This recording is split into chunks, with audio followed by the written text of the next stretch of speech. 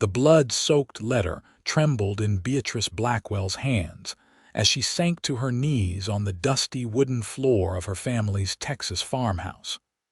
Her father was dead, murdered by cattle rustlers on his way back from Fort Worth.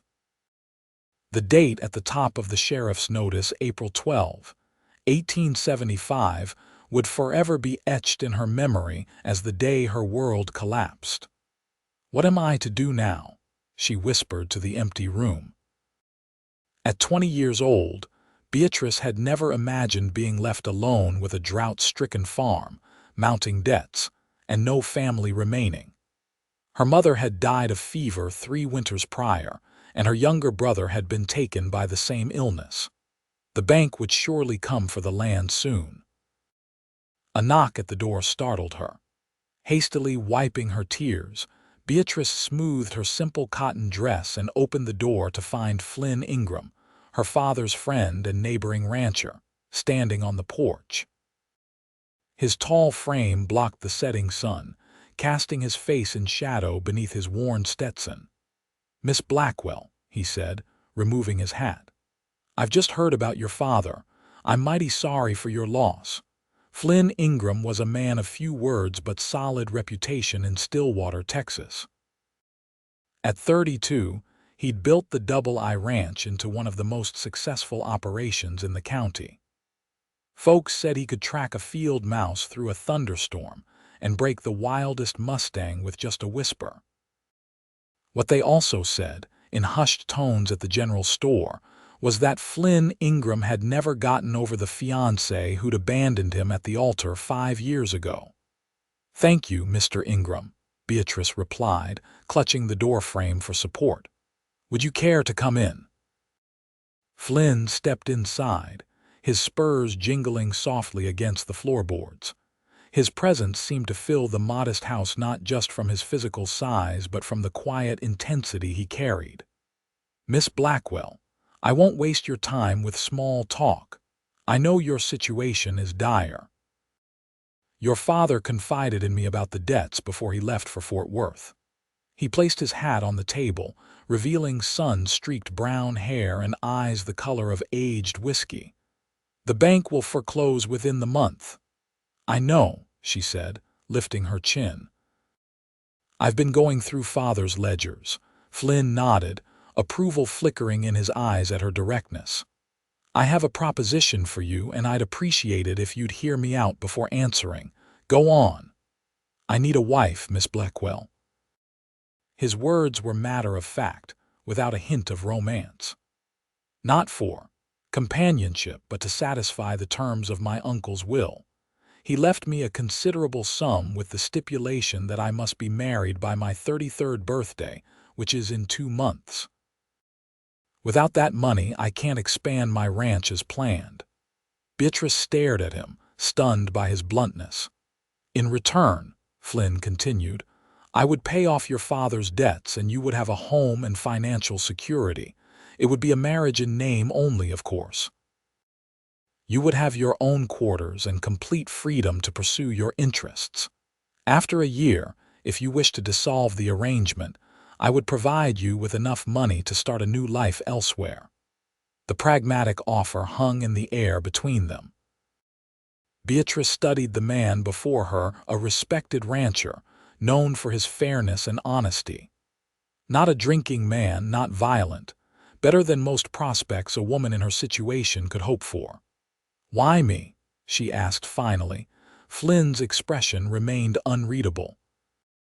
"You're sensible, hardworking, and don't harbor romantic illusions. I need someone practical who understands this is a business arrangement, nothing more." His assessment stung slightly, but Beatrice couldn't deny its accuracy. After watching her mother pine away for a husband who was more committed to the land than to his family, she had sworn never to lose herself to such emotions.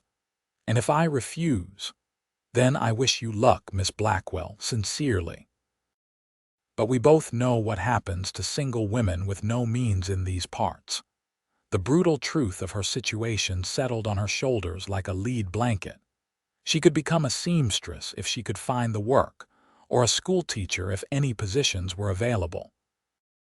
Otherwise, her options narrowed to taking in laundry, working as a saloon girl, or worse. "How soon would we need to marry?" she asked, her voice steady despite the turmoil inside. "After a proper mourning period for your father." 2 weeks should satisfy propriety without raising too many questions. Beatrice walked to the window, gazing out at the parched fields her father had died trying to save. A marriage of convenience to Flynn Ingram. No love, no passion, just a practical solution to both their problems. "I accept your proposition, Mr. Ingram," she said, turning to face him, "but I have conditions of my own."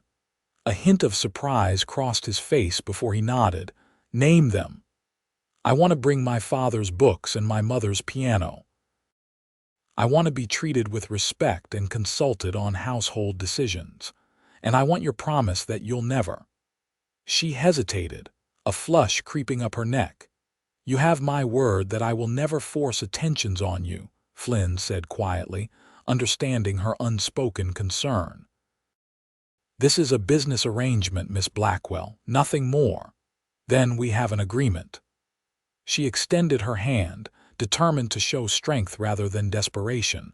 Flynn's calloused palm engulfed hers, warm and steady. For just a moment, something passed between them, a flicker of recognition, perhaps, of two souls bound by circumstance rather than choice. 2 weeks, then," he said, releasing her hand and retrieving his hat. "I'll have my foreman bring supplies until then. You won't want for anything." After he left, Beatrice sank into her father's chair, running her fingers over the worn leather armrests. Had she just made the most practical decision of her life or the biggest mistake? Either way, in 2 weeks' time, she would be Beatrice Ingram, a wife in name only to a man she barely knew. The wedding took place on a Tuesday morning with only the preacher, Flynn's foreman Tucker, and the general storekeeper's wife, Mrs. Holloway, as witnesses. Beatrice wore her mother's blue dress, hastily altered the night before. Flynn wore a clean black suit that accentuated the breadth of his shoulders and made him look more like a businessman than a rancher. The words, "Till death do us part," echoed hollowly in the small church. When the preacher pronounced them man and wife, Flynn merely nodded and placed a simple gold band on Beatrice's finger. There was no kiss, for which she was grateful. The ride to the Double I Ranch was spent in silence, the creaking of the wagon and the steady clip-clop of the horses' hooves the only sounds between them. As they crested the final hill, Beatrice caught her first glimpse of her new home. The main house was larger than she'd expected, a 2-story structure of sturdy timber with a wide porch wrapped around 3 sides. Outbuildings dotted the property, and in the distance, a herd of cattle grazed on green pastures fed by a creek that cut through the land. "It's beautiful," she said, breaking the silence. Flynn glanced at her, seeming pleased by her assessment. "Been building it up for 10 years now. Started with nothing but a lean-to and 20 head of cattle." "You've accomplished a great deal," he shrugged. "Hard work, good luck with rainfall and fair dealing. That's all it takes." As they approached the house, 3 ranch hands emerged, eyeing Beatrice with undisguised curiosity. Flynn made quick introductions: Diego, the Mexican horse trainer; Charlie, an older man who served as cook and general handyman; and young Sam, barely 20 and eager to prove himself. "This is Mrs. Ingram," Flynn said simply, offering no explanation for the sudden appearance of a wife none of them had heard about before yesterday. "Madam," they said in unison, touching their hats. Charlie stepped forward. "Got a special supper prepared for you both. And I aired out the main bedroom like you asked, boss." Beatrice felt heat rise to her cheeks. Of course, the men would assume. "Mrs. Ingram will be taking the blue bedroom," Flynn said firmly. "I'll remain in my usual quarters." The men exchanged glances but said nothing. Flynn carried her trunk upstairs himself, showing her to a lovely room decorated in shades of blue and cream. A large window overlooked the eastern pastures, and a small writing desk sat in one corner. "The furniture was my mother's," he explained. "Haven't had much use for it. You can change anything you don't like." "It's perfect," Beatrice said, genuinely pleased with the cheerful space. She noticed a door connecting to another bedroom, presumably Flynn's, but said nothing about it. "I'll leave you to settle in. Supper's at 6. He paused at the door. "Beatrice, I want you to know you made a practical decision. I'll honor our arrangement." With that, he was gone, leaving her alone to unpack her meager belongings and contemplate the strange new life she had entered. The first week passed in a blur of adjustment. Beatrice learned the rhythms of the ranch, the personalities of the hands, and the expectations Flynn had for his household. She took over the account books, discovering Flynn's precise but simple record-keeping system. She reorganized the pantry, planted a kitchen garden, and instructed Charlie on the preparation of meals her mother had taught her. Flynn was often gone from sunrise to sunset, returning exhausted and speaking little over dinner. He was unfailingly polite but maintained a careful distance. Sometimes, she caught him watching her with an unreadable expression, but he would quickly look away when their eyes met. On the 8th day of their marriage, disaster struck.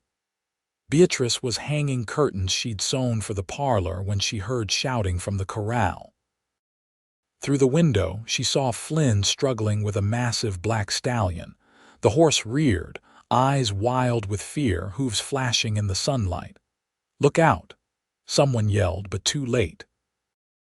The stallion came down hard, catching Flynn with a glancing blow to his shoulder before bolting across the corral. Flynn staggered, clutching his arm, his face white with pain. Beatrice ran outside, reaching him just as Diego and Sam did. "Get him to the house," she commanded, her usual reserve forgotten in the emergency. "Sam, ride for the doctor." "No doctor," Flynn growled through clenched teeth. "Just dislocated. Diego can set it." "Don't be foolish," Beatrice argued, helping to support him as they walked toward the house. "You need proper medical attention. Nearest doctor's in Garrison, 4 hours ride. Diego's set shoulders before." Flynn's breathing was labored, each step clearly causing him pain. In the house, they eased him onto a chair in the kitchen. Beatrice cut away his shirt, revealing an already purpling shoulder and a patchwork of old scars across his sun-bronzed chest. Diego examined the injury with gentle hands. "Is dislocated, yes, but also maybe small break here," he said, touching a spot that made Flynn hiss in pain. "Set it," Flynn ordered. "This will hurt, Jeef. Just do it." Diego looked to Beatrice. "Whiskey." She retrieved the bottle from Flynn's study, pouring a generous measure into a glass. Flynn downed it in one swallow, then nodded grimly. "Hold him," Diego instructed Beatrice. She moved behind Flynn, placing her hands on his good shoulder and chest to brace him. She could feel his heart hammering beneath her palm, the heat of his skin burning through her thin blouse. Diego counted to 3 in Spanish, then executed a quick, practiced movement. The sound of Flynn's shoulder popping back into place was followed by a strangled groan that Flynn quickly suppressed. "Gracias," he managed, sweat beading on his forehead. "You need rest now," Diego said. "No riding for at least a week." Flynn started to protest, but Beatrice cut him off. "I'll make sure he follows orders," she told Diego with a firmness that surprised even herself. After the men left, she helped Flynn to the sofa in the parlor, propping his arm with pillows and bringing him another whiskey. "You don't need to fuss," he said gruffly, but accepted the glass. "I'm your wife, Mr. Ingram. Looking after you when you're injured is well within the terms of our arrangement." He studied her over the rim of his glass. "Flynn," he said, "pardon." If you're going to nurse me, you might as well use my given name." A small smile tugged at her lips. "Very well, Flynn, and you should call me Beatrice, not Mrs. Ingram." "Beatrice," he repeated, as if testing the feel of her name. "It suits you. Strong name." "My father wanted a son," she admitted. "When I arrived instead, he gave me a name he thought would instill character." Flynn's gaze softened. "He was proud of you, you know, talked about you often when we rode together, said you had more sense than most men he knew." The unexpected revelation about her father brought a lump to her throat. "He never told me that." Men of our generation aren't good at saying such things aloud. Flynn winced as he shifted position. "Let me help you to bed. You'll be more comfortable there." He allowed her to assist him upstairs, leaning heavily on her smaller frame. In his bedroom, austere and masculine with its dark furniture and lack of ornamentation, she helped him remove his boots and eased him onto the bed. "I can manage from here," he said, a hint of embarrassment in his voice. Beatrice nodded, understanding his need for privacy. "Call if you need anything. I'll bring up some broth later." That night, she lay awake in her blue bedroom, listening to the occasional sounds of discomfort from the adjoining room. Twice, she rose to bring Flynn water and laudanum for the pain. The second time, in the small hours of the morning, their fingers brushed as she handed him the glass. The brief contact sent an unexpected warmth through her veins. "Thank you," he murmured, his voice rough with pain and fatigue. In the dim light of the oil lamp, his face seemed softer, more vulnerable than she'd ever seen it. "You would do the same for me," she replied. His eyes, holding hers for a moment longer than necessary, seemed to say that yes, he would, and perhaps more. Back in her own bed, Beatrice pulled the quilt to her chin and tried to dismiss the strange fluttering in her chest. This was a marriage of convenience, nothing more. She would be foolish to forget that fundamental truth. Flynn's injury forced a shift in their daily interactions. Unable to ride or manage the physical demands of ranching, he was confined to the house for longer periods. Beatrice brought the account books to the parlor where he could review them while resting his shoulder.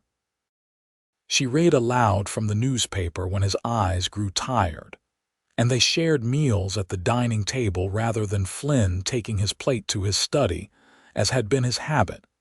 Gradually, hesitantly, they began to really talk beyond the necessities of running the household.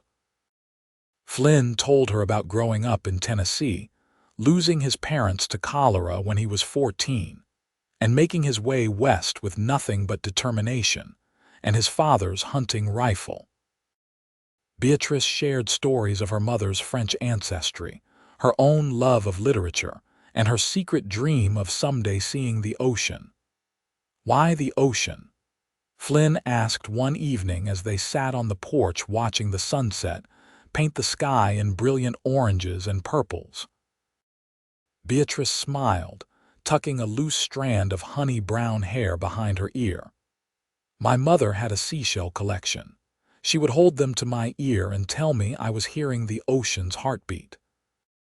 I imagined it must be the most powerful force in the world, to have a heartbeat you could hear from thousands of miles away." Flynn considered this. "When my shoulder's healed and we've gotten through the fall roundup, perhaps we could take a trip to Galveston. It's not the prettiest stretch of ocean, but it's ocean nonetheless. You wouldn't mind. Part of our arrangement was for you to have freedom to pursue your interests. I keep my promises, Beatrice." She studied his profile in the fading light, the strong jaw now softened by several days' growth of beard, the straight nose, the lines at the corners of his eyes that deepened when he squinted into the distance. "What about you?" she asked. "What dreams haven't you fulfilled yet?" Flynn was quiet for so long she thought he might not answer. "I always wanted children," he finally said. "A house full of them. My parents had only me, and I remember wishing for brothers and sisters." The admission surprised her. I didn't realize. It doesn't change anything between us, he added quickly. I made peace with it long ago. But had he? The wistfulness in his voice suggested otherwise, and Beatrice felt an unexpected pang of guilt. In their arrangement, she was denying him the family he clearly desired. Before she could respond, hoofbeats sounded in the distance. Flynn tensed, his right hand instinctively moving toward the gun he wasn't wearing. "Are you expecting anyone?" Beatrice asked. "No." He stood, grimacing slightly at the movement. "Get inside, please." "Flynn, please, Beatrice." "Just until I see who it is." She reluctantly obeyed, but watched through the window as a lone rider approached. The man was smartly dressed in a tailored suit, despite the dust of travel, his horse a fine bay gelding that spoke of wealth. Flynn's posture changed the moment he recognized the visitor, his shoulders squaring despite the pain it must have caused, his expression hardening into a mask of cold politeness. "Ingram," the visitor called, dismounting with the fluid grace of an experienced horseman. "Heard you'd finally taken a wife. Had to see for myself." "Thornton," Flynn acknowledged. "What brings you to the Double I?" Beatrice couldn't hear the rest of their conversation, but the tension between the men was palpable even from a distance. After several minutes, Flynn nodded curtly and led the visitor toward the house. "Beatrice," he called as they entered, "we have a guest. This is James Thornton, owner of the Diamond Tea to the north. James, my wife, Beatrice Ingram. Mrs. Ingram," Thornton said, removing his hat to reveal slicked-back dark hair and calculating blue eyes. "What a pleasure to meet the woman who finally captured our confirmed bachelor. The ladies of Stillwater County will be heartbroken." Something in his smooth tone set Beatrice's teeth on edge. "Mr. Thornton," she replied with a polite nod. "What brings you to our home so close to supper time?" "Just passing through on my way back from Austin," Thornton said, his eyes assessing her in a way that made her skin crawl. "Thought I'd pay my respects to the newlyweds." "Flynn and I have known each other for years, haven't we?" "Not by choice," Flynn said flatly. "State your business, Thornton. I'm not in the mood for social calls." Thornton's smile never reached his eyes. "I heard about your mishap with that stallion. Thought I'd see if you were reconsidering my offer for the North Pasture, given your limited capacity at present." "The answer's still no. It will always be no. Even with a wife to support now, that land's of no use to you without water access, Ingram. I'm offering fair market value." "That land has the only accessible route to the high summer pastures. You know it, I know it. You want to cut me off from grazing rights I've held for 8 years. Thornton shrugged, his attention drifting back to Beatrice. "Well, perhaps Mrs. Ingram will be more reasonable once she understands the financial realities of ranching. A woman's practical nature can be so valuable." "My wife doesn't make decisions about ranch operations," Flynn said coldly. "Now, if you'll excuse us, we're about to have supper." "Of course." Thornton replaced his hat with exaggerated courtesy. "Mrs. Ingram, a pleasure. I do hope we'll see more of each other as you settle into the community."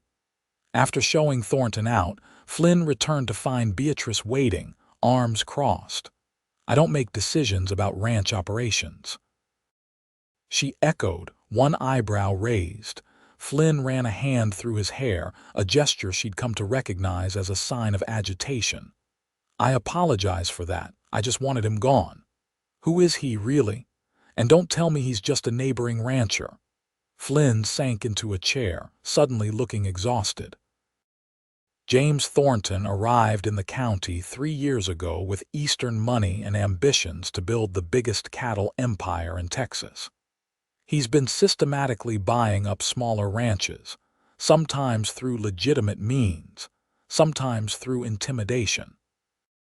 The land he wants from me would effectively cut off my access to half my grazing territory. And personally," Flynn's jaw tightened, He was engaged to Clara before she and I met. Clara, the woman who had left Flynn at the altar. Beatrice felt a surprising flare of jealousy at the mention of her name. I see.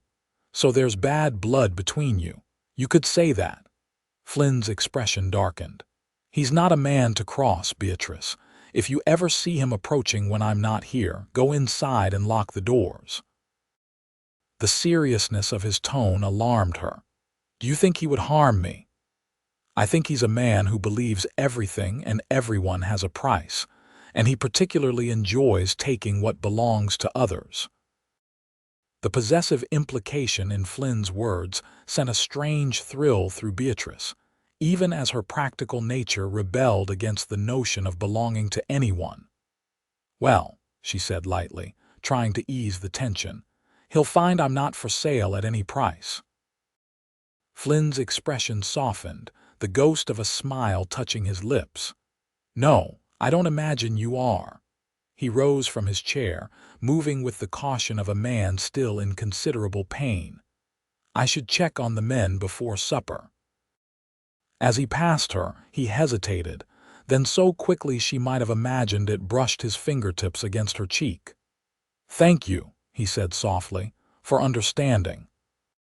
Before she could respond, he was gone, leaving her touching the spot where his fingers had been, her heart beating a strangely accelerated rhythm in her chest. That night, a fierce thunderstorm rolled across the plains. Beatrice stood at her bedroom window, watching lightning illuminate the landscape in stark, brilliant flashes. The rain came in sheets, pounding against the glass with almost violent intensity. A knock at her door startled her. She opened it to find Flynn, dressed in trousers and an unbuttoned shirt, his hair damp as if he'd just come in from the downpour. The roof is leaking in my room, he explained, looking uncharacteristically awkward.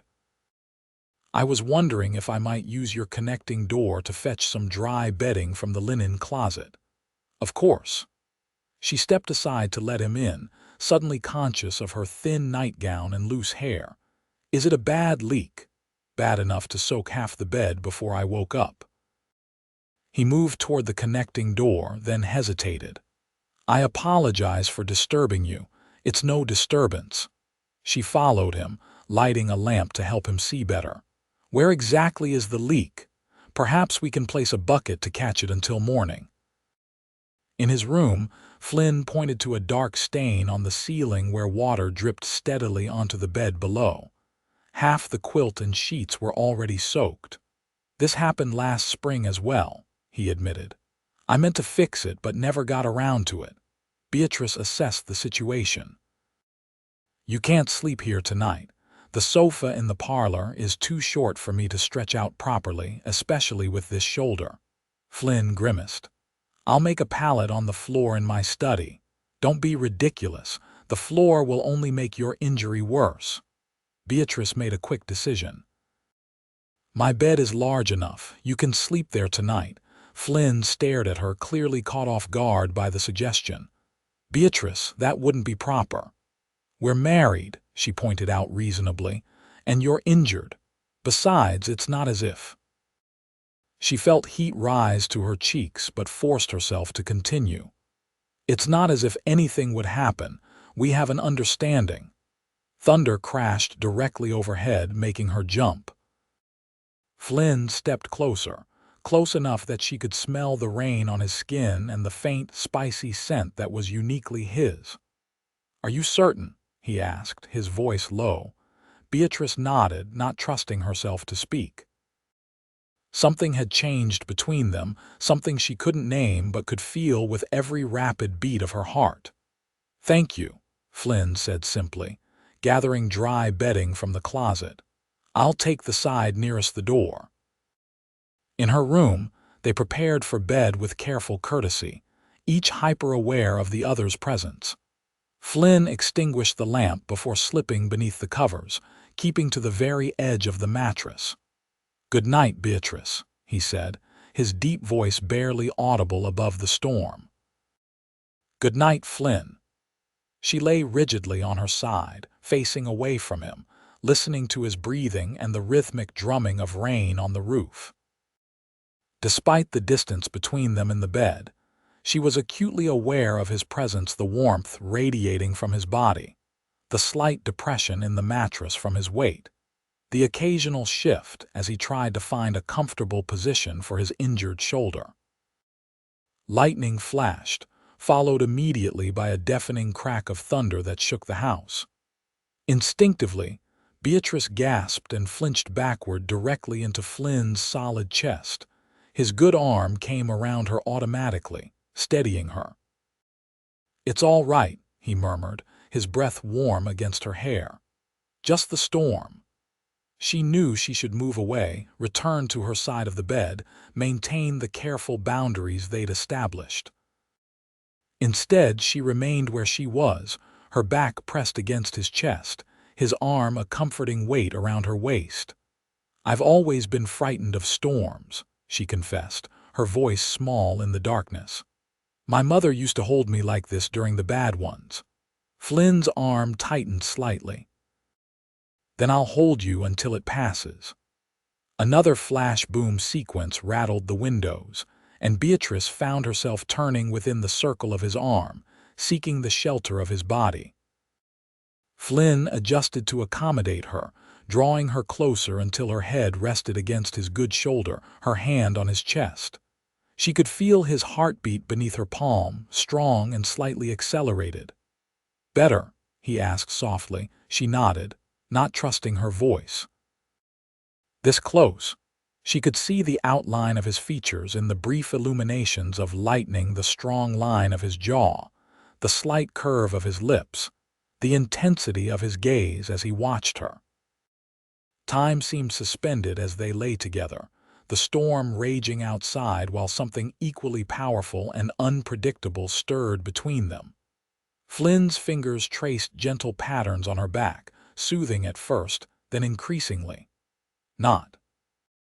Beatrice's breath hitched as his hand drifted lower, following the curve of her spine. "Flynn," she whispered, uncertain what she was asking for. He stilled immediately. "I'm sorry. I shouldn't know," she interrupted, surprising herself with her boldness. "I meant, don't stop." In the darkness, she felt rather than saw his sharp intake of breath. For a long moment, neither of them moved. Then, with exquisite slowness, Flynn leaned down and brushed his lips against hers, a question, not a demand.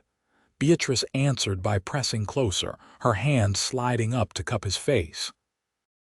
The kiss deepened, awakening sensations she had never experienced, never imagined. Flynn's restraint was evident in the careful way he held her, mindful of his injury yet desperate in his need to be closer. When they finally broke apart, both breathless, Flynn rested his forehead against hers. "This wasn't part of our arrangement," he said hoarsely. "No," she agreed, her fingers tracing the contours of his face as if memorizing him by touch. "But perhaps we could. Renegotiate terms." His low laugh rumbled through his chest. "Beatrice Ingram, you continue to surprise me." He captured her hand, pressing a kiss to her palm that sent shivers down her spine. "But we should be certain. This changes everything." "I am certain," she whispered, realizing the truth of it as she spoke. "I don't want a marriage in name only anymore, Flynn. I want you, all of you." His response was to claim her lips again, more urgently this time. Outside, the storm began to abate, but inside the blue bedroom, a different kind of tempest was just beginning. Dawn found them tangled together beneath the rumpled sheets, Flynn's arm protectively around Beatrice as she slept against his chest. He was awake, watching the play of early morning light across her features, scarcely believing the transformation of the previous night. Beatrice stirred, her eyes fluttering open to meet his gaze. A momentary confusion gave way to remembrance and a blush colored her cheeks. "Good morning," Flynn said softly, brushing a strand of hair from her face. "Good morning." Her smile was shy but unregretful. "Your shoulder." "Did I hurt you?" "Worth every twinge," he assured her, pressing a kiss to her forehead. though I might need to thank that storm properly someday. Their new understanding brought changes both subtle and profound to the household. The pretense of separate bedrooms was maintained for the sake of the ranch hands, but each night Beatrice and Flynn found their way to each other, exploring this unexpected love with equal parts tenderness and passion. By day, they worked side by side as partners in the true sense, Flynn teaching Beatrice about the operations of the ranch, Beatrice bringing her organizational skills to the business aspects. As Flynn's shoulder healed, they began riding together in the evenings, exploring the boundaries of the double I and planning for its future, their future. "I was thinking," Flynn said one afternoon as they sat beneath the shade of a cottonwood tree near the creek, "we should make some improvements to the house." Beatrice, leaning against his chest as they shared a simple picnic lunch, tilted her head to look up at him. "What kind of improvements?" "A proper music room for your piano, maybe an addition on the east side with large windows so you can have sunlight for reading." His fingers idly stroked her arm, "and perhaps a nursery." The last word hung in the air between them. Beatrice sat up, turning to face him. "Flynn Ingram, are you saying what I think you're saying?" He captured her hands in his expression more open and vulnerable than she'd ever seen it. "I love you, Beatrice. I think I started falling in love with you the moment you stood in your father's doorway with your chin up, refusing to be broken by circumstances. What began as convenience has become the greatest blessing of my life." Tears welled in Beatrice's eyes. "I love you too," she whispered. "I've been afraid to say it, afraid you might still see our marriage as just an arrangement." "Never." Flynn pulled her closer, his voice fierce with conviction. "You're my heart, Beatrice. My life. The only arrangement I want now is to spend the rest of my days making you happy." "Then yes," she said, smiling through her tears. "Yes to the music room and the reading nook, and especially yes to the nursery. I want a family with you, Flynn. I want everything with you." Their kiss sealed the new promise between them, deeper and more meaningful than any marriage vow recited before a preacher. When they finally drew apart, Flynn reached into his pocket and withdrew a small velvet pouch. "I've been carrying this for weeks, waiting for the right moment," he admitted, tipping a delicate gold ring with a small pearl into his palm. "It was my mother's. I want you to have it now as a symbol that this marriage is real in every way." Beatrice gasped as he slid the ring onto her finger, where it nestled perfectly beside the simple band he'd given her at their wedding. "It's beautiful, not half as beautiful as you." Flynn kissed her again, then helped her to her feet. "Come on, Mrs. Ingram. Let's go home and start planning that nursery." Hand in hand, they walked back toward the house. No longer two people bound by a practical arrangement, but partners united by a love neither had expected but both now cherished beyond measure. However, their newfound happiness faced its first serious challenge just 2 weeks later. Flynn had ridden to town for supplies while Beatrice supervised the beginning stages of the house expansion they had planned. She was reviewing lumber costs with the carpenter when the sound of approaching horses drew her attention. James Thornton rode at the head of a group of 5 men, all armed, their expressions grim beneath the brims of their hats. "Mrs. Ingram," Thornton called, dismounting with exaggerated courtesy. "Is your husband at home?" "He's in town," Beatrice replied, instinctively stepping between Thornton and the house. "Is there something I can help you with, Mr. Thornton?" "Actually, there is." His smile didn't reach his cold blue eyes. "You can tell your husband that his cattle have been trespassing on Diamond T land. My men had to drive them back across the boundary line yesterday." The carpenter quietly excused himself, leaving Beatrice alone with the unwelcome visitors. "That's impossible," she said firmly. Flynn is meticulous about keeping the herd within our boundaries. Perhaps he's not as attentive as you believe." Thornton moved closer, lowering his voice. "Or perhaps someone moved the boundary markers in the night. Hard to say for certain." The implication was clear. Thornton was manufacturing a dispute. "But why?" "I'll inform my husband of your concerns when he returns," Beatrice said, maintaining her composure despite her racing heart. "Now, if you'll excuse me, I have work to attend to." Thornton caught her arm as she turned to leave. "You're wasted here, you know. A woman of your intelligence, your beauty. You deserve better than a struggling ranch and a man still pining for another woman." Beatrice jerked her arm free, anger flashing in her eyes. "You know nothing about my husband or our life together. Please leave our property immediately." "Your husband," Thornton said with a sneer, "took what was mine once. I'm simply returning the favor. One way or another, I'll have this ranch and everything on it." Before Beatrice could respond, the sound of a rifle being cocked cut through the tension. Diego stood on the porch, weapon raised and aimed steadily at Thornton. "The Señora asked you to leave," he said calmly. "I suggest you do so." Thornton's face darkened with fury, but he stepped back, signaling his men to remount. "This isn't over, Mrs. Ingram, not by a long shot." He swung into his saddle with practiced ease.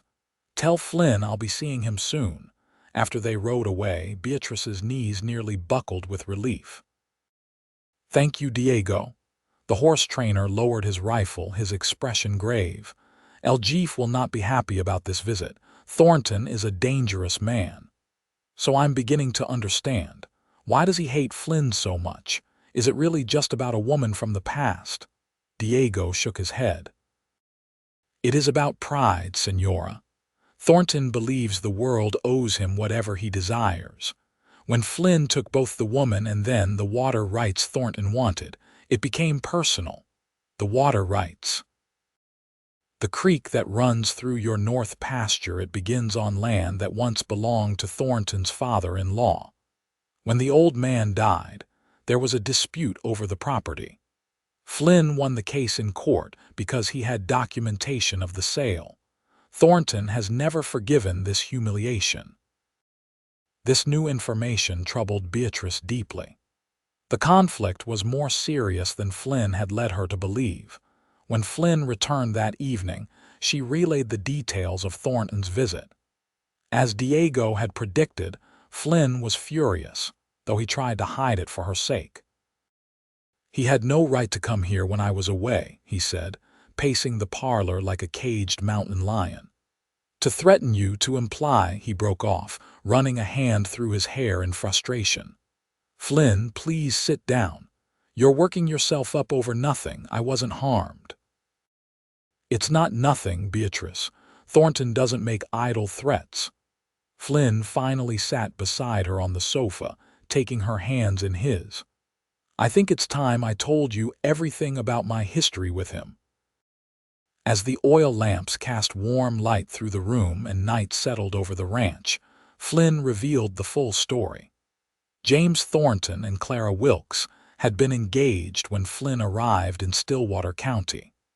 Their marriage would have united two of the largest properties in the area. But Clara, unhappy with Thornton's controlling nature, had broken the engagement after meeting Flynn. "We didn't plan it," Flynn explained. "But we fell in love and she agreed to marry me instead. Thornton never forgave either of us for the public humiliation."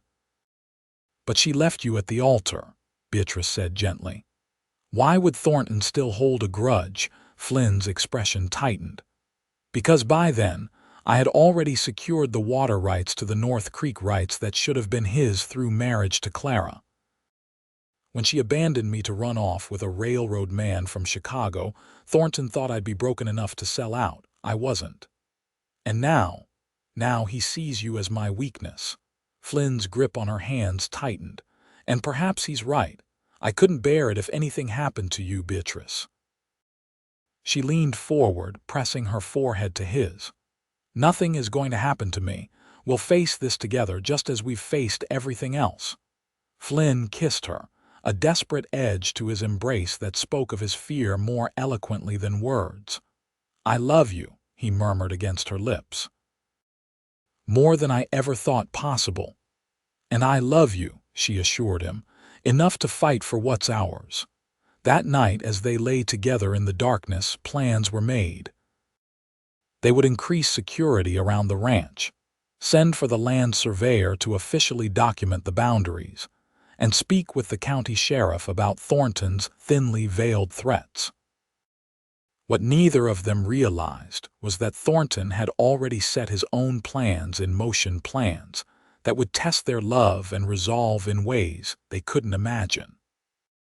The first sign of trouble came 3 days later when Flynn discovered cut fence lines along the eastern boundary, allowing nearly 30 head of cattle to wander onto neighboring land. While Flynn and the hands repaired the damage and rounded up the strays, Beatrice rode into town to speak with Sheriff Matthews. The sheriff, a grizzled veteran of both the Texas Rangers and the Confederate Army, listened to her concerns with growing unease. "Mrs. Ingram, I don't doubt your word, but without witnesses or evidence, there's not much I can do officially. Fence lines get cut by all manner of things, whether wild animals, disgruntled cowhands. We both know this was Thornton's doing," Beatrice insisted. Sheriff Matthews leaned back in his chair, studying her with shrewd eyes.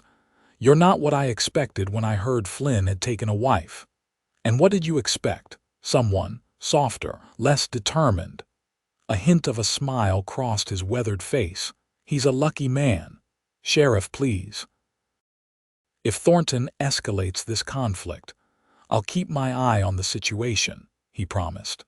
"But my advice, be prepared to defend what's yours. The law out here has limitations, and men like Thornton know exactly where those boundaries lie." It was not the reassurance Beatrice had hoped for, but it was honest. She thanked him and left, stopping at the general store for supplies before heading back to the ranch. As she secured her purchases to her saddle, a woman's voice called her name.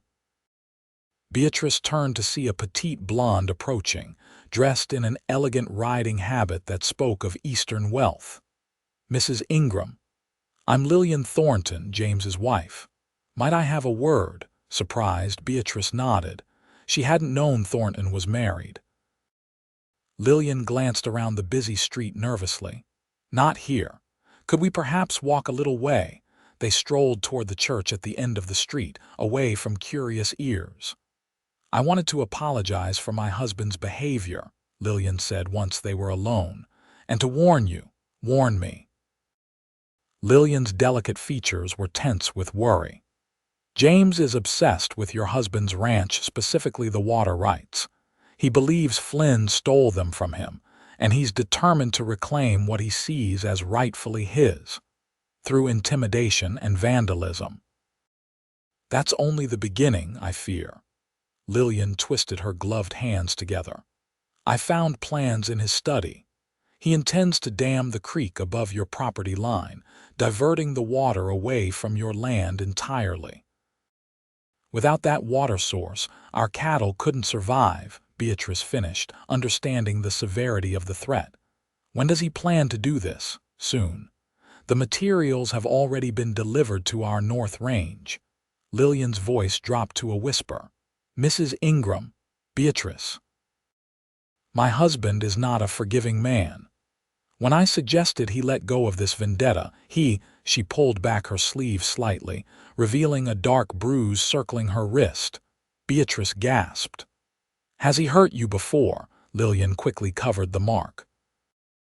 "James has many admirable qualities, but he believes strength means never compromising. Please, warn your husband, and be careful. James sees you as an unexpected complication in his plans." Before Beatrice could respond, Lillian spotted someone over Beatrice's shoulder and paled visibly. "I must go. Remember what I said, be vigilant." She hurried away, leaving Beatrice with a growing sense of dread. Looking back toward the main street, she saw James Thornton watching from the doorway of the bank, his expression thunderous as his wife approached him. The ride back to the Double I seemed interminable, every shadow among the trees potentially hiding Thornton's men. When the ranch house finally came into view, Beatrice urged her horse to a gallop, desperate to share this new information with Flynn. She found him in the barn, his shirt soaked with sweat from the day's work repairing fences. Without preamble, she relayed Lillian's warning. Flynn's reaction was swift and decisive. "Diego, Sam," he called, his voice carrying through the barn. When the men appeared, he issued rapid-fire instructions. "Ride the north boundary. Look for any sign of construction or materials being staged near the creek. Charlie, get Tucker back from the south range. We need every hand here tonight." To Beatrice, he added, "If Thornton dams that creek, we'll lose not just water for the cattle but our leverage in any legal dispute. The county recognizes water rights based on current flow patterns." "What can I do?" she asked, determined to be useful. Flynn hesitated only briefly before recognizing the resolve in her eyes. "Check our ammunition supplies. If Thornton wants a fight, we'll be ready." That night, the ranch prepared for conflict. Rifles were cleaned and loaded, horses kept saddled for quick response, and extra men positioned to watch the approaches to the property. In their bedroom, Flynn held Beatrice close, his usual confidence tempered by concern. "I never wanted to bring you into danger," he murmured into her hair. "If anything should happen tomorrow," she silenced him with a kiss. "Nothing will happen except that we'll protect what's ours, together." His arms tightened around her. "Together," he agreed, though the worry didn't leave his eyes. Dawn broke clear and cool, the October air carrying the first hint of the winter to come. Flynn and Beatrice rode out with Diego and Sam, heading for the northern boundary where the creek entered their land. Tucker and Charlie remained behind to guard the house and southern pastures. They rode in tense silence, alert for any sign of Thornton's men.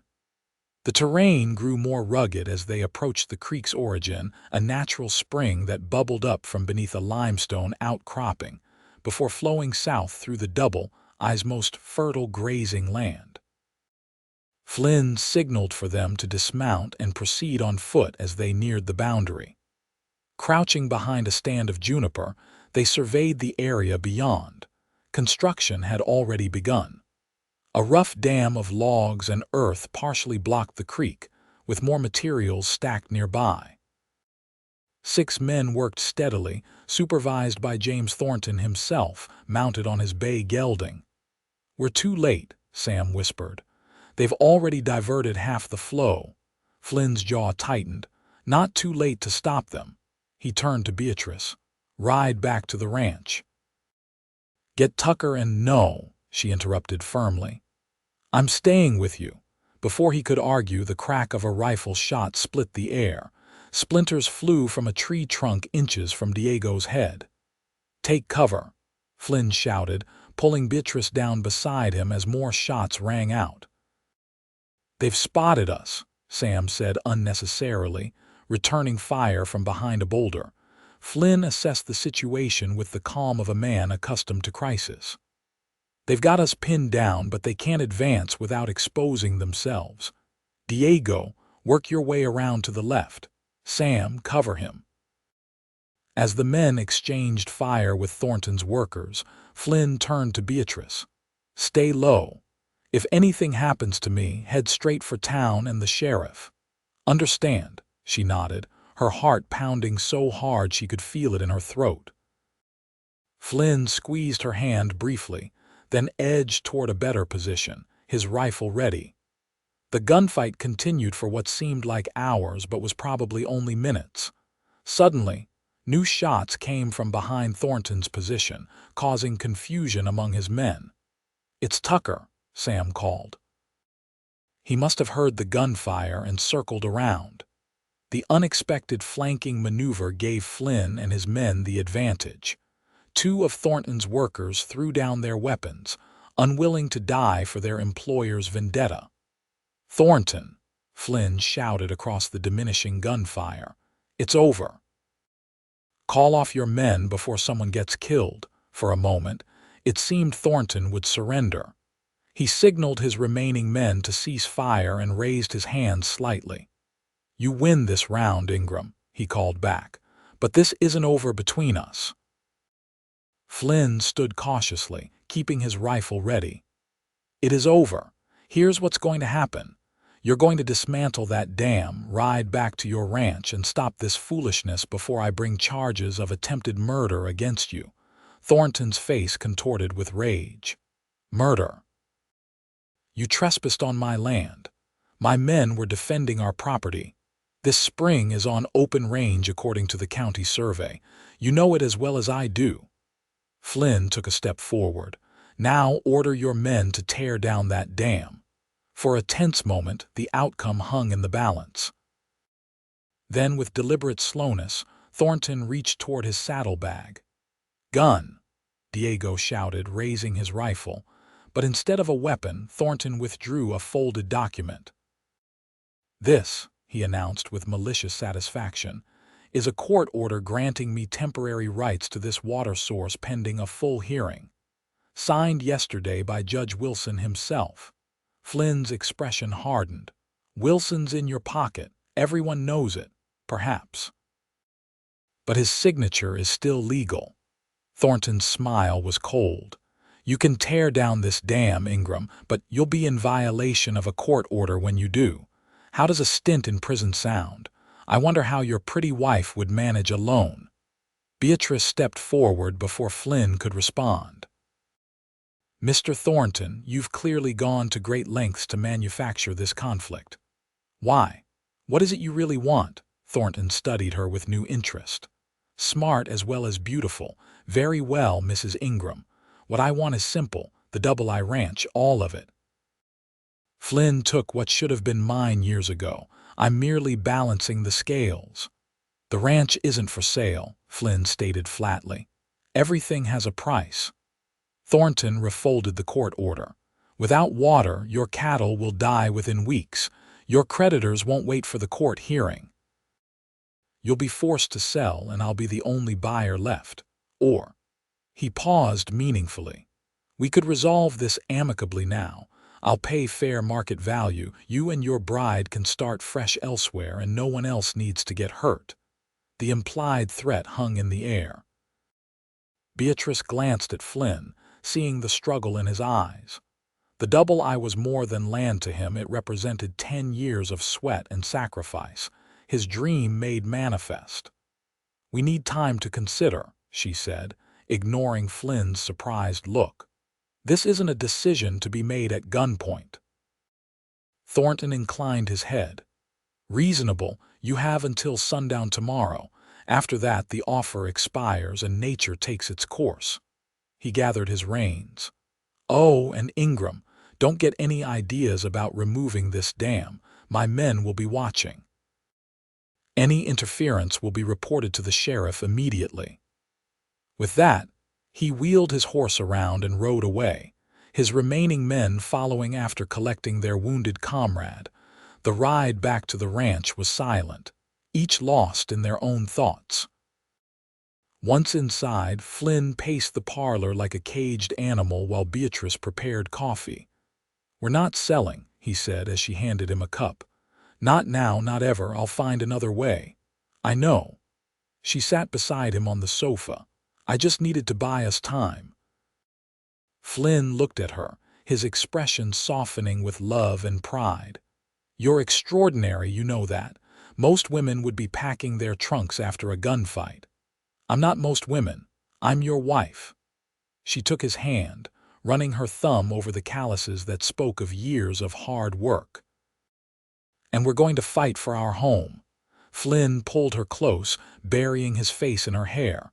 "I don't deserve you," he murmured. "Yes, you do," she replied simply. "Now let's figure out how to beat Thornton at his own game." Through the afternoon and into the evening, they strategized with Diego, Sam, Tucker, and Charlie. Options were considered, and discarded legal challenges would take too long. A night raid to destroy the dam would violate the court order. Appealing to the territorial governor seemed unlikely to produce timely results. "What about Lillian Thornton?" Beatrice suggested as night fell. "She clearly fears her husband. Perhaps she knows something that could help us." Flynn looked troubled. "Using a man's wife against him. It doesn't sit right." "It's not using her if she wants to help," Beatrice pointed out. "She sought me out, remember?" Before they could pursue this idea further, hoofbeats sounded in the yard. Tucker went to the window, rifle ready. "It's Sheriff Matthews," he reported, "and he's not alone." The sheriff entered with a grim expression, followed by a tall, distinguished man in an expensive suit whom Beatrice didn't recognize. "Evening, Flynn. Mrs. Ingram." Matthews nodded to them both. "This is Mr. Henry Blackstone, federal marshal from Austin." The marshal stepped forward, removing his hat. "Mr. and Mrs. Ingram, I apologize for the late hour, but I believe we have matters of mutual interest to discuss." Flynn gestured for their visitors to sit. "What brings a federal marshal to the Double I?" "James Thornton," Blackstone replied directly. "I've been building a case against him for months: land fraud, intimidation, suspected murder of a homesteader near El Paso. Your current situation offers an opportunity to finally bring him to justice."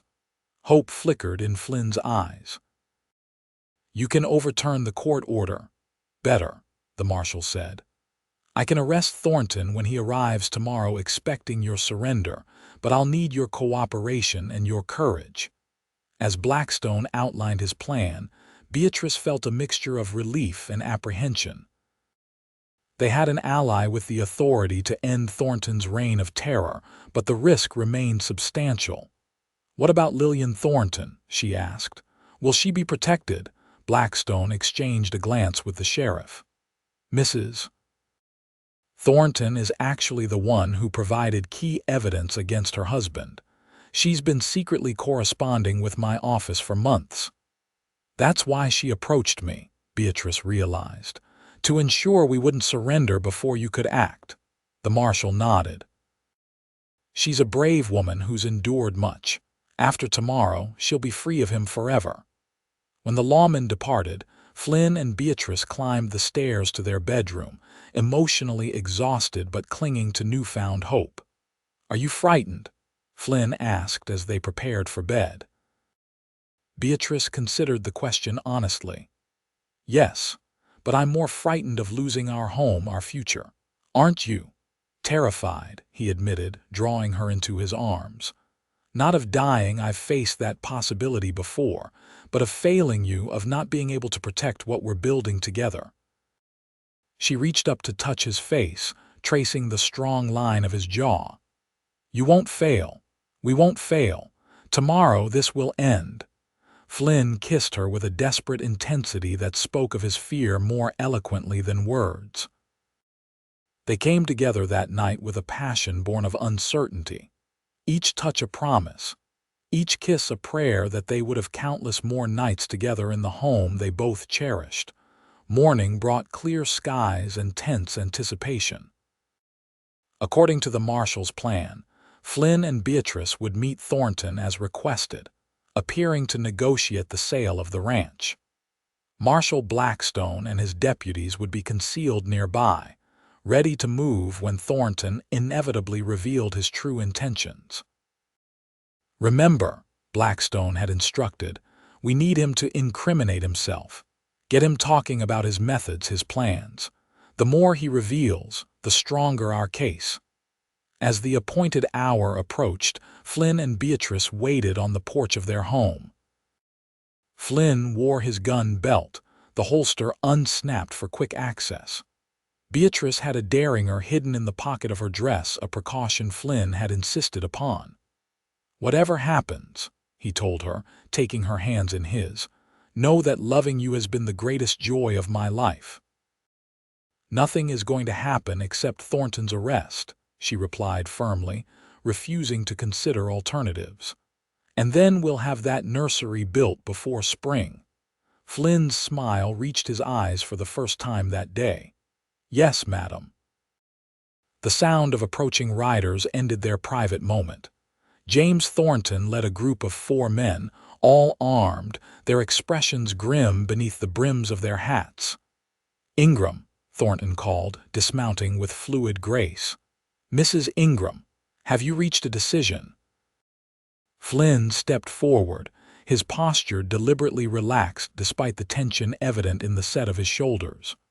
"We're willing to discuss terms, Thornton, but not out here. Let's talk inside like civilized folk." Thornton studied them for a moment, suspicion warring with satisfaction in his eyes. "Very well. Johnson, Williams with me. The rest of you stay alert." Inside the parlor, Beatrice served coffee with steady hands while Flynn and Thornton sized each other up across the room. "Let's not waste time," Thornton said, declining the offered cup. "My offer is $50,000 for the entire property, land, structures, cattle, equipment, everything. It's more than fair given the circumstances." "The circumstances being that you've illegally diverted our water source," Flynn replied evenly. "Illegally?" Thornton raised an eyebrow. "I have a court order, remember? Obtained through bribery and corruption," Beatrice interjected, following the marshal's strategy to provoke Thornton into incriminating statements. Thornton's cold gaze shifted to her. "Careful, Mrs. Ingram. Smart women know when to remain silent in men's business. My wife is my partner in all things," Flynn said, moving to stand beside her. "She speaks with my full authority. How touching." Thornton's smile didn't reach his eyes. "And utterly irrelevant. You have no options here, Ingram. Without water, your cattle die. Without cattle, you can't meet your bank notes. My offer expires at sundown, after which I'll simply wait for the bank to foreclose and buy the property at auction for half what I'm offering now." "How can you be so certain the bank will foreclose?" Beatrice asked. "We might find alternative financing." Thornton laughed. "From whom?" "I own controlling interest in the Stillwater Bank as of last month. I've already instructed them to deny any loan applications from the II." His expression hardened. "You see, I've planned for every contingency." "There is no escape." Flynn's jaw tightened. "Why the obsession, Thornton? This can't all be about Clara or water rights. There's plenty of good ranch land in Texas. But only one II." Thornton moved to the window, gazing out at the property with covetous eyes. "Only one ranch that represents my public humiliation. Do you know what it's like to be laughed at behind your back? To have men whisper that you couldn't hold onto a woman or defend what's rightfully yours?" He turned back, hatred burning in his eyes. "I swore I would take everything from you, Ingram, everything you love." His gaze drifted meaningfully to Beatrice, the threat unmistakable. Flynn's hand moved imperceptibly closer to his gun. "You've made your position clear. Now hear mine. The II is not for sale, not to you, not to anyone. You want this land. You'll have to kill me to get it." Thornton's expression shifted from confidence to fury. "That can be arranged," he said softly. With a subtle nod to his men, he added, "I had hoped to avoid violence, but you leave me no choice." After all, tragic accidents happen all the time in ranching country. A grieving widow might be more amenable to selling. Before anyone could move, the sound of a rifle being cocked echoed from the doorway. Marshal Blackstone stood there, flanked by 2 deputies and Sheriff Matthews. "That's quite enough, Thornton," the marshal said. "James Thornton, you're under arrest for conspiracy to commit murder, land fraud, extortion, and the murder of Daniel McAllister in El Paso County." The color drained from Thornton's face. "This is absurd. You have no evidence." "We have your own words, just spoken in front of multiple witnesses," Blackstone replied calmly. plus extensive documentation provided by your wife regarding your illegal activities throughout the territory." "Lillian," Thornton whispered, disbelief replacing his usual arrogance. "She betrayed me." "She chose justice over tyranny," Beatrice said quietly. "A choice anyone with conscience would make." As the marshal read Thornton his rights, his men surrendered without resistance, clearly unwilling to die for their employer now that federal authorities were involved.